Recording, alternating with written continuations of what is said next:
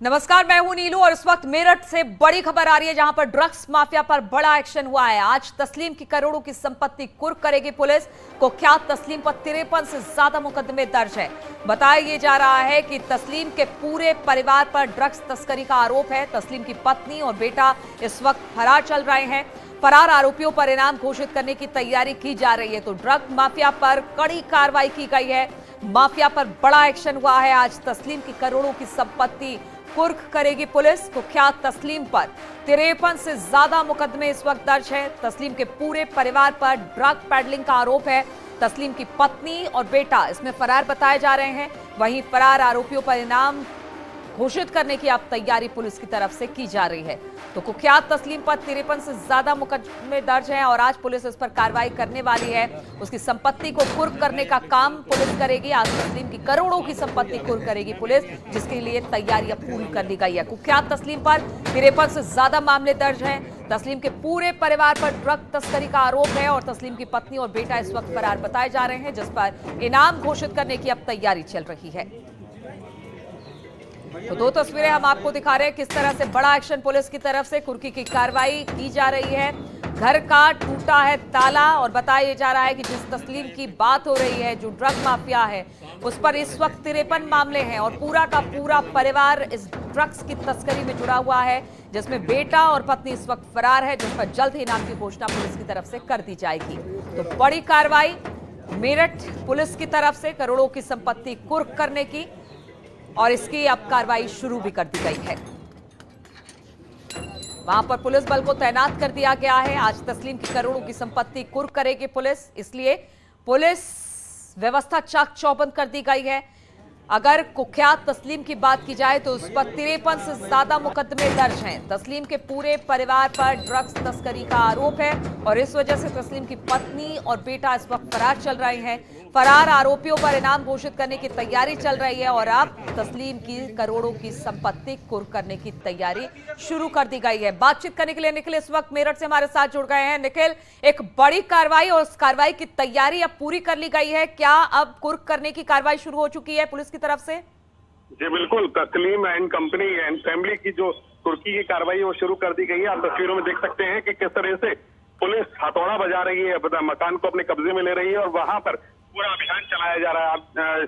जिस तरीके से इस पूरे नेटवर्क को ऑपरेट करता था तस्लीम और उसका परिवार, उसको पूरी तरह से क्रैकडाउन कर दिया गया है और जो नशे का कारोबार था उसको ध्वस्त करने के लिए अब इसकी प्रॉपर्टीज को सीज किया जा रहा है। इसकी करीब आधा दर्जन और प्रॉपर्टीज है जिनकी लिस्ट तैयार कर ली गई है और जो बेटा और पत्नी फरार है उन पर इनाम घोषित करने की तैयारी कर ली गई है।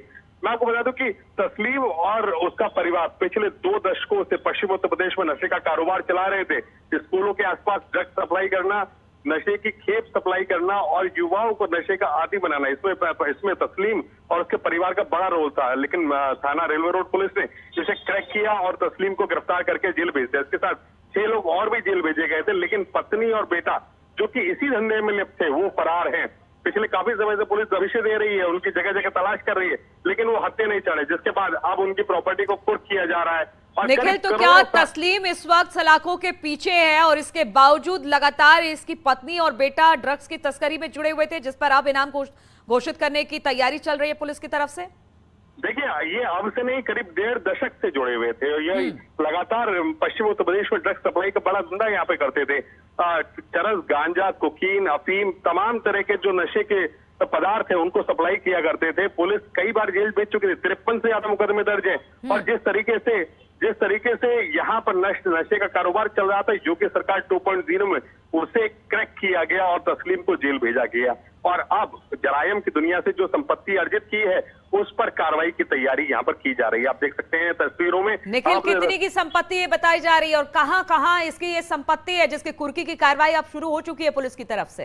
देखिए, ये मेरठ के शानदार गार्डन का मामला है जहां इसका करोड़ों का मकान है जिसको अब कुर्क किया जा रहा है। इसके अलावा कैंट में भी इसकी कई प्रॉपर्टीज है। इसके पहले रेलवे रोड की प्रॉपर्टी को भी कुर्क किया गया था।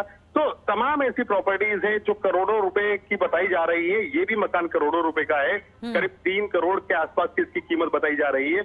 और इसके अलावा तमाम और भी प्रॉपर्टीज है, कुछ बेनामी संपत्तियां भी हैं जिनको लेकर पुलिस अभी छानबीन कर रही है और जल्द ही उन पर भी कार्रवाई करेगी। बिल्कुल, तो कुख्यात तस्लीम की संपत्ति अब कुर्क की जा रही है, जिसकी कार्रवाई पुलिस की तरफ से शुरू कर दी गई है। बहुत बहुत शुक्रिया आपका निखिल, हमारे साथ जुड़ने के लिए।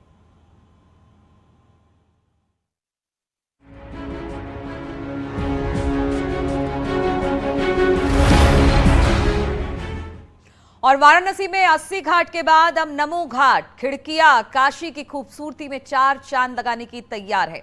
नमो घाट प्रधानमंत्री मोदी का ड्रीम प्रोजेक्ट है। जल्द ही वो इसका उद्घाटन करने वाराणसी आ सकते हैं।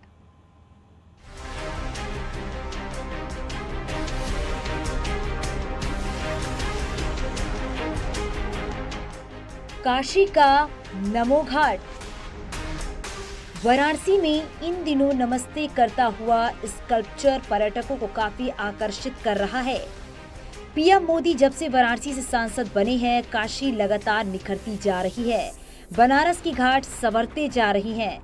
80 घाट के बाद अब नमो घाट यानी खिड़किया घाट काशी की खूबसूरती में 4 चांद लगाने को तैयार है। नमो घाट पीएम मोदी का ड्रीम प्रोजेक्ट है। जल्दी वो इसका उद्घाटन करने वाराणसी आ सकते हैं।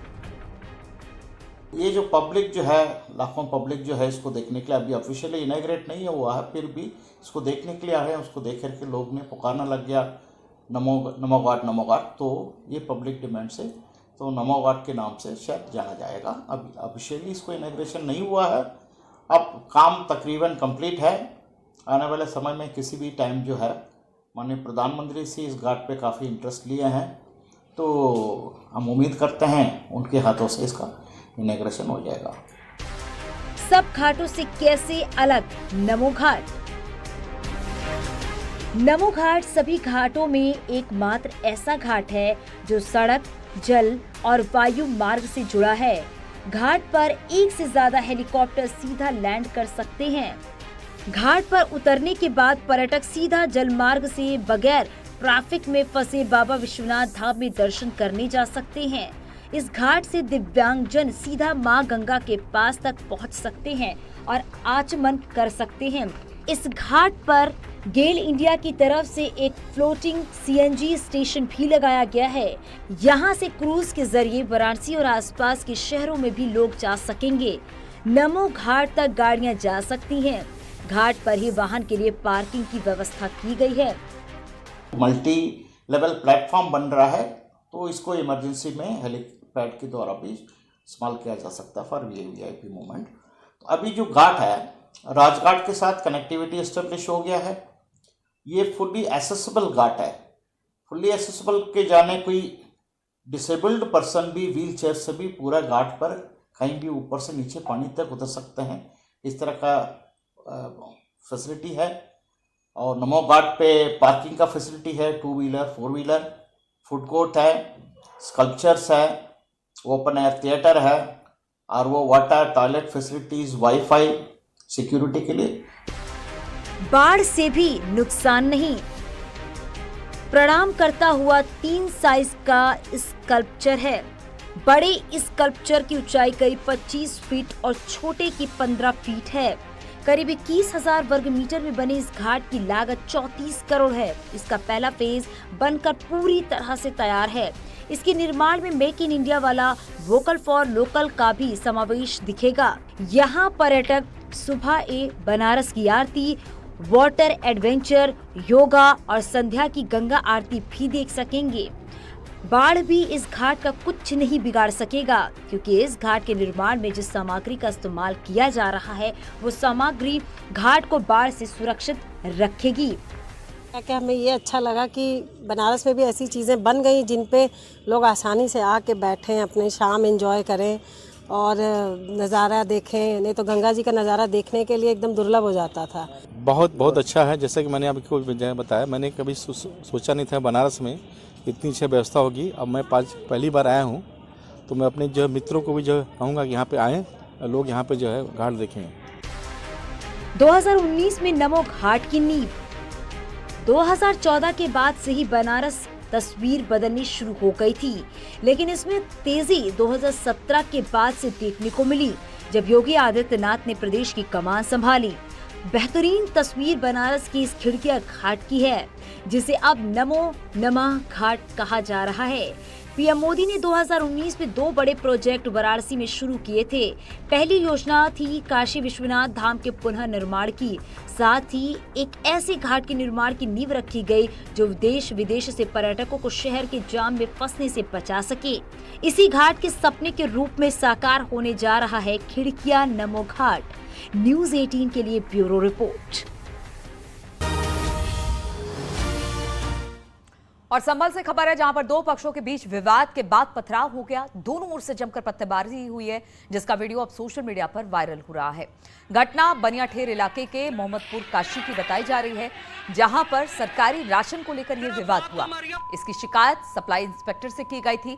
बताया जा रहा है कि जब सप्लाई इंस्पेक्टर जांच के लिए पहुंचे, उस दौरान ये विवाद हो गया और दोनों ओर से पथराव होने लगे। पुलिस ने इस मामले में शिकायत दर्ज कर जांच शुरू कर दी है। तो संभल से ये खबर है, जहां पर सरकारी राशन को लेकर ये सब कुछ हुआ। संभल में 2 पक्ष आपस में भिड़ गए।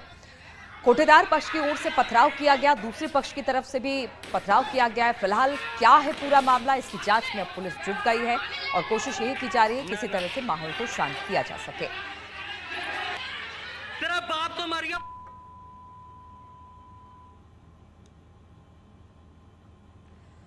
और चित्रकूट में शादी समारोह के दौरान हर्ष फायरिंग का मामला सामने आया है, जिसमें 4 लोगों को गोली लग गई है, जिनमें से 2 लोगों की मौत हो गई है, जबकि 2 लोग गंभीर रूप से घायल भी हो गए हैं। इलाज के लिए उन्हें हॉस्पिटल में एडमिट करा दिया गया है। वहीं सूचना के बाद मौके पर पहुंची पुलिस ने शव को कब्जे में ले लिया है और पोस्टमार्टम के लिए भेज दिया है।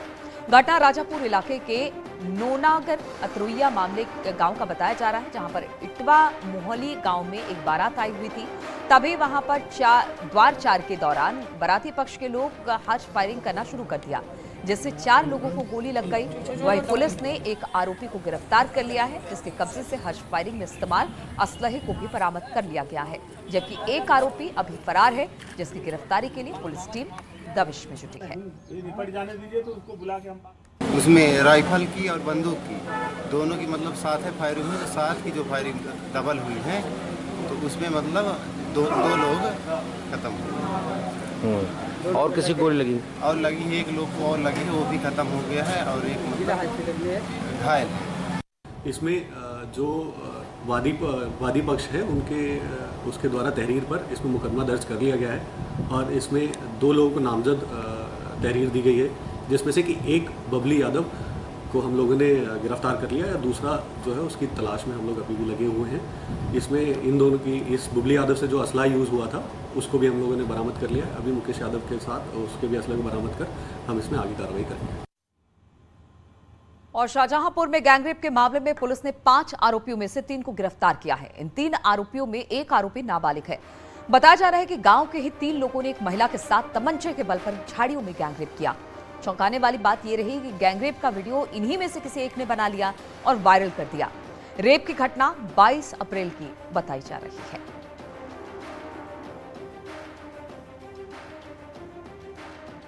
बदनापुर थाने पर एक महिला ने एक FIR पंजीकृत कराई है, जिसमें 5 व्यक्तियों को आरोपी बनाया है, जो उससे गांव के ही रहने वाले हैं, जिनको दुष्कर्म किए जाने का आरोप है इनके ऊपर। इसमें एक वीडियो बना है जो वायरल हुआ है।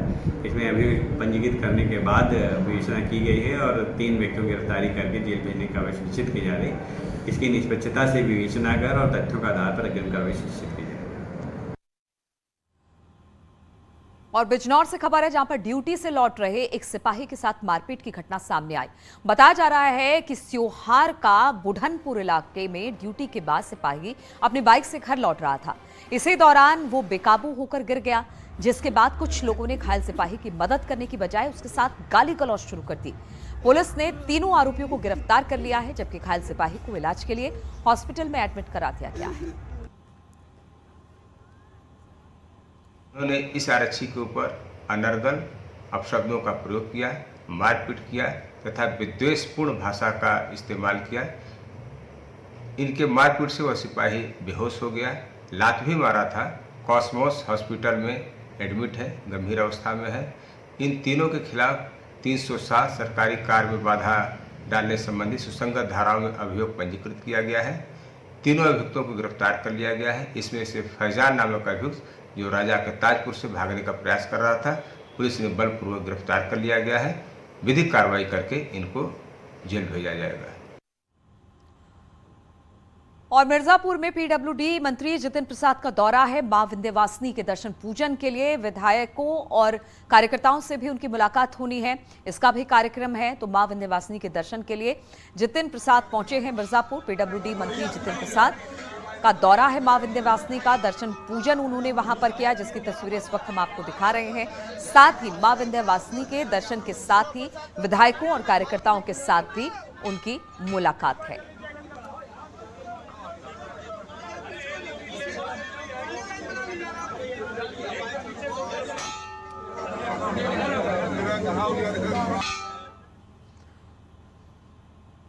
और ललितपुर रेपकांड से जुड़ी बड़ी खबर आ रही है, जहां पर एक महिला समेत 3 आरोपी गिरफ्तार किए गए हैं। आरोपी दरोगा गिरफ्त से बाहर है। पाली थाना प्रभारी निलंबित किया गया है। पूरा थाना लाइन हाजिर कर दिया गया है।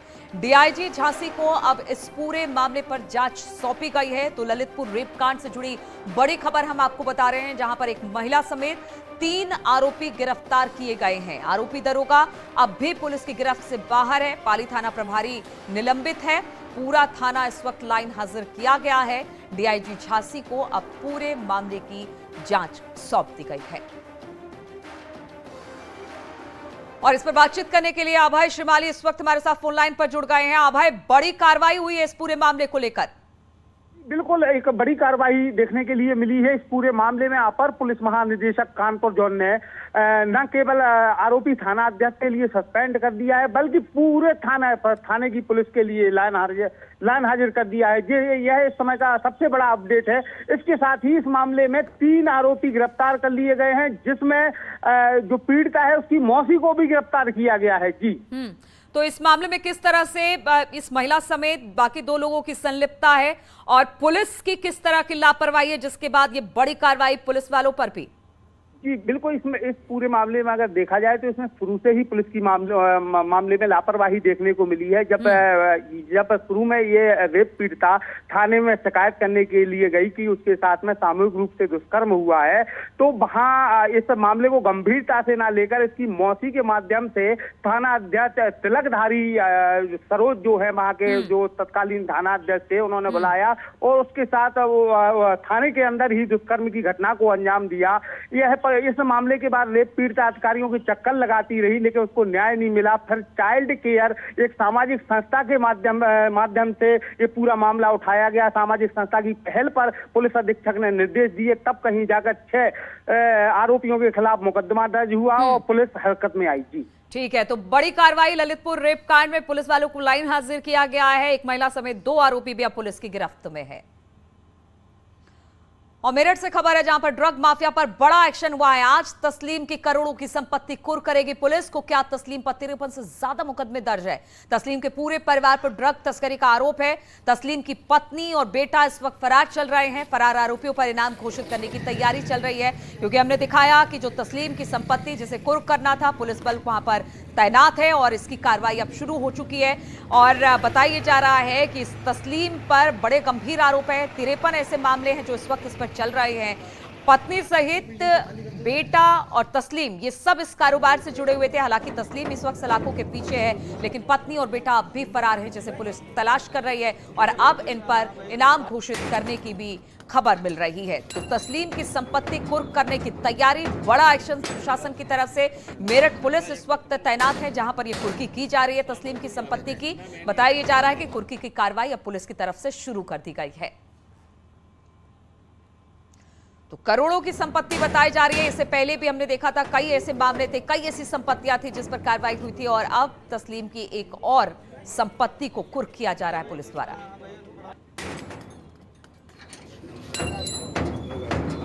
और बातचीत करने के लिए निखिल एक बार फिर से हमारे साथ जुड़ गए हैं। निखिल, वहां पर अब जो कार्रवाई है कुर्क करने की वो शुरू हो गई है। अगर आप वहां पर हैं तो जरा तस्वीरें दिखाइए।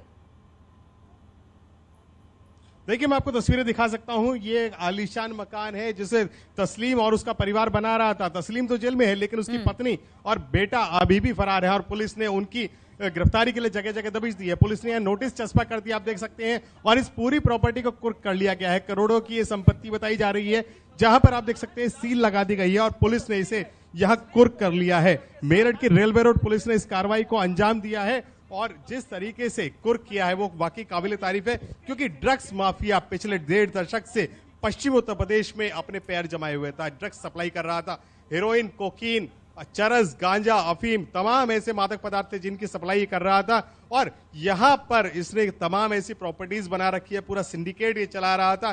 पहले ही रेलवे रोड वाले मकान को इसको सील कर दिया गया है, जिसके बाद अब ये शानदार गार्डन का मकान है, इसको भी पुलिस ने यहां पर कुर्क कर लिया। पत्नी और बेटा फरार है, इसका पूरा परिवार इसी धंधे में लिप्त था और इसीलिए पुलिस इस तरह की कार्रवाई को अंजाम दे रही है। 50 से ज्यादा मुकदमे थे इस पर और इसकी पत्नी और बेटे पर भी अलग से मुकदमे हैं। दोनों लोग फरार हैं, उनकी गिरफ्तारी के लिए जगह जगह दबिश दे रहे हैं। निखिल, कितनी की संपत्ति बताई जा रही है जिसे आज कुर्क किया गया पुलिस की तरफ से? देखिए, जिस संपत्ति को आज कुर्क किया गया है पुलिस की तरफ से वो करीब 1.5 करोड़ के आसपास की बताई जा रही है। ये मेरठ की शानदार कॉलोनी है जहां पर इस संपत्ति को बनाया गया है, एक मकान बनाया गया और इसके अलावा करीब आधा दर्जन संपत्ति ऐसी है जिसे चिन्हित कर लिया गया है पुलिस की तरफ से और अब उन पर अगले कुछ दिनों में कार्रवाई होती हुई नजर आएगी। गैंगस्टर इस पूरे परिवार पर लगाई गई है और 14A की कार्रवाई के तहत आज इस संपत्ति को यहां पर कुर्क किया गया है। मैं आपको बता दूं कि पश्चिम उत्तर प्रदेश में ये नशे का कारोबार चलाता था और जरायम की दुनिया से जो संपत्ति इसने अर्जित की है, जो काला धन कमाया है, उससे इस तरह की संपत्तियां इसने खड़ी करी है। पश्चिम उत्तर प्रदेश में क्योंकि जमीन के दाम ज्यादा हैं और इसमें अप्रिसिएशन बहुत ज्यादा होता है, तो इसलिए तमाम तरह के माफियाओं ने, चाहे वो अकबर बंजारा रहा हो, चाहे बदन सिंह बद्दो रहा हो, चाहे ये तस्लीम रहा हो, ऐसे बिल्कुल। तो एक और कार्रवाई प्रशासन की तरफ से बदमाश पर और कहीं ना कहीं इससे डर और भय का माहौल बनेगा और इस तरह के काम से लोग बचेंगे। लेकिन बड़ी कार्रवाई, तस्लीम की संपत्ति को आज प्रशासन ने कुर्क किया है मेरठ में। बहुत बहुत शुक्रिया आपका निखिल, हमारे साथ जुड़ने के लिए। और रुकेंगे यहाँ पर छोटे से ब्रेक के लिए, फौरन हाजिर होते हैं।